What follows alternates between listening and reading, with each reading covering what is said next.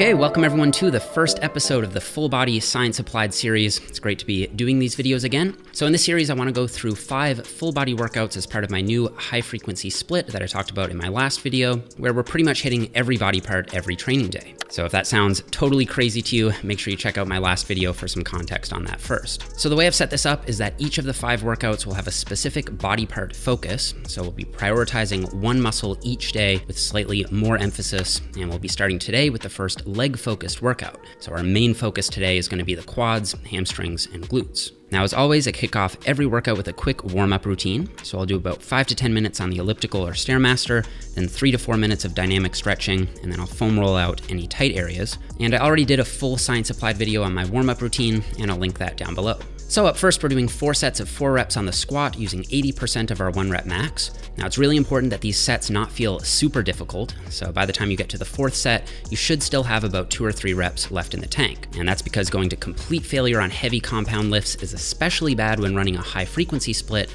because if you push it too close to failure, it can really mess up your training the next day. So remember, squats activate a ton of muscle mass, including the spinal erectors of the back, meaning they have a pretty high potential to interfere with other exercises you might have planned the next day. So instead of going for max effort, you really want to hone in on using perfect technique at the assigned intensity. Now, I want to quickly look at squat depth here, because that's something a lot of people struggle with. A few years back, I used to think that you should always squat as deep as possible, because one 2002 study found higher glute activation on the full squat than the parallel squat and the partial squat. However, the study was limited by using the same weight for all 3 variations. And when it was replicated by Contreras and colleagues using relative loading, they found no difference between parallel squats and full squats, not only for the glutes, but for any of the muscles tested. So this implies that as long as you're going to at least parallel, you're in the clear if your goal is hypertrophy. Now, that doesn't mean you can just get under the bar and do knee bends, as previous work from Bloomquist and colleagues found that very shallow quarter squats paled in comparison to parallel squats for leg gains. So for people like myself who can get all the way down with just a little bit of butt wink,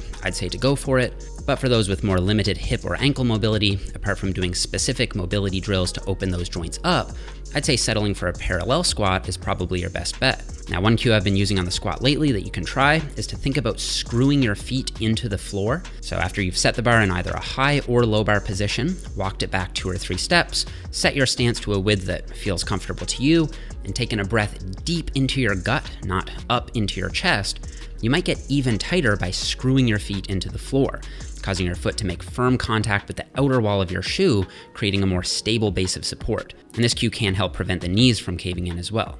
And for the squat, we're running a weekly undulating progression where the load alternates between heavy weeks and light weeks. So in week 1, we're doing a heavy 4x4, then in week 2, dropping back to a lighter 3x6, then it's back to 4s in week 3, but with heavier weight, to a lighter 3x6 again in the 4th week. And the idea here is to strike a balance between gaining strength while still getting in enough so-called effective reps for hypertrophy. Okay, so after squats, we're moving on to 3 sets of 8 on the incline dumbbell press. So rather than moving on to our next leg movement right away, we're hitting an upper body movement first to allow the lower body to recover a bit. This approach is based on findings from a 2017 systematic review, which found that longer rest periods tend to promote greater hypertrophy because they allow for higher overall volume load. So in my eyes, the more rest you can get between exercises for the same muscle groups, the better. So we'll hit some pecs, delts, and triceps while the legs rest a bit.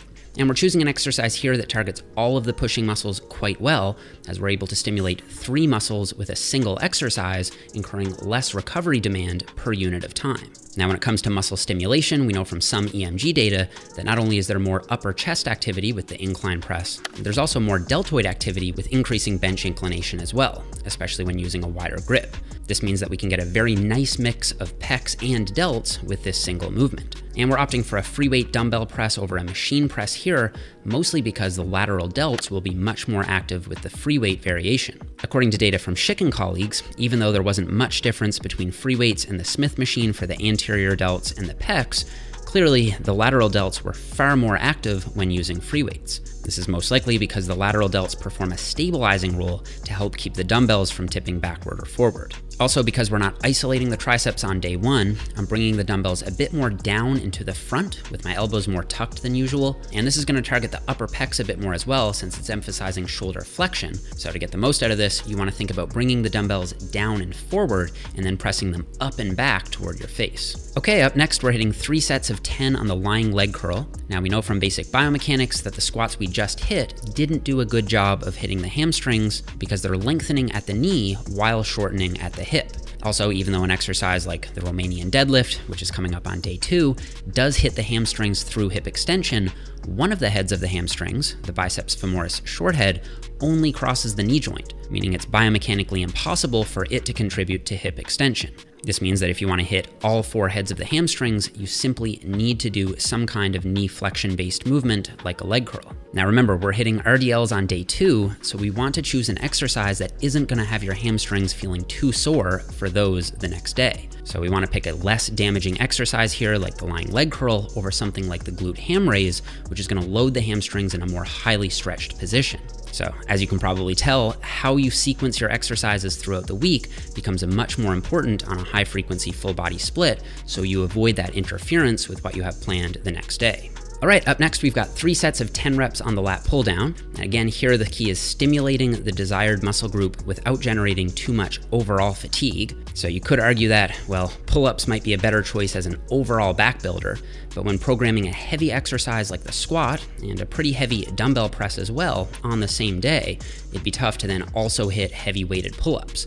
I mean, that would be fine if you were only hitting your full body 2 or 3 days a week, since you'd have plenty of time between those workouts to recover. When hitting a high frequency full body split, I try to only have 1 or 2 highly demanding movements per day to avoid those recovery issues. Granted, we'll still be hitting heavy pull-ups on our back-focused full body workout because I do think they're worth including on a day that's actually more focused on prioritizing the back. We're also not hitting any horizontal pull or row on this day, including both a vertical pull and a horizontal pull 5 days a week, which is add up to way too much weekly volume for the back. So I tend to alternate a vertical pull like a pull down with a horizontal pull like a row or a face pull from day to day throughout the week. Okay, up next, we're gonna hit our first advanced intensity technique with 3 sets of a 12-12 drop set on the easy bar bicep curl. Now, I definitely don't like to use a lot of intensity techniques on a high frequency split just because they do impose a higher recovery demand than just straight overloading sets. However, because the biceps are such a relatively small muscle, they simply won't generate as much fatigue on a drop set as something like the quads or the lats would. So because this technique isn't likely to impair performance over the next few training days, I think it makes sense to push it here so we can stimulate more muscle fibers per working set. So this is the only exercise we'll be taking to failure on day 1. And what I've been focusing on here is swinging the bar out in an arc rather than curling it back toward my chest.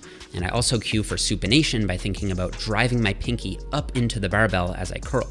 And we're gonna round out this workout with 3 sets of hanging leg raises. I think any complete ab routine should include at least 1 exercise that brings the legs up toward the chest, like a leg raise, and 1 that brings the upper body down toward the legs, like a crunch. And remember that research tells us that contrary to popular opinion, the squat actually doesn't activate the rectus abdominis or external obliques much at all. So if you wanna maximize development of the abs, it's important to hit them directly. And that's gonna finish out the workout. Now, for the record, if you guys are pressed on time, you can run each pair of exercises we just covered as supersets.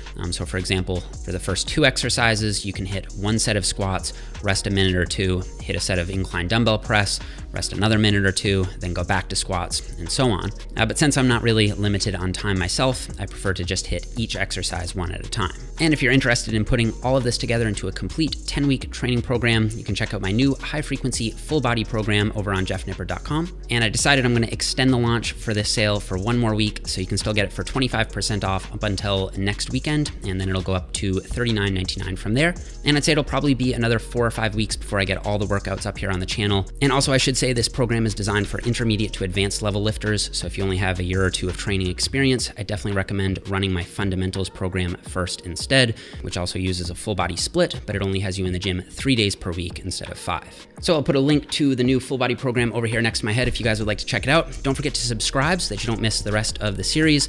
Leave me a thumbs up if you enjoyed the video, and I'll see you guys all here in the next one.